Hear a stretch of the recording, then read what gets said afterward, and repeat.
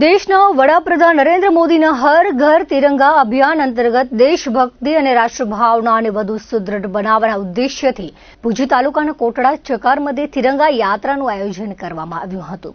આ યાત્રામાં તાલુકાના વિવિધ વિસ્તારોમાંથી મોટી સંખ્યામાં યુવાનો, વડીલો અને રાષ્ટ્રપ્રેમી નાગરિકો હાથમાં રાષ્ટ્રધ્વજ સાથે જોડાયા હતા, જેના કારણે સમગ્ર વિસ્તાર દેશભક્તિના રંગે રંગાઈ ગયો હતો. કાર્યક્રમના પ્રારંભે પધારેલા સંતો અને નિમંત્રિત મહેમાનોના વરદ હસ્તે દીપ પ્રાગટ્ય કરવામાં આવ્યું હતું.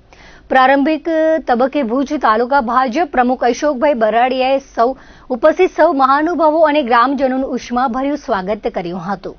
ત્રિરંગા યાત્રાના શુભારંભ પ્રસંગે કચ્છ જિલ્લા ભાજપ અધ્યક્ષ દેવજીભાઈ વરચંદે પ્રાસંગિક પ્રવચન આપતા જણાવ્યું હતું કે ભારત દેશ આજે મહાસત્તા તરફ ઝડપથી આગળ વધી રહ્યો છે અને વિકસિત ભારત બનવા જઈ રહ્યો છે. આવા સમયે દેશના દરેક નાગરિકની પ્રાથમિક ફરજ એ છે કે તેઓ દેશહિતના કાર્યમાં પોતાનું શ્રેષ્ઠ યોગદાન આપે.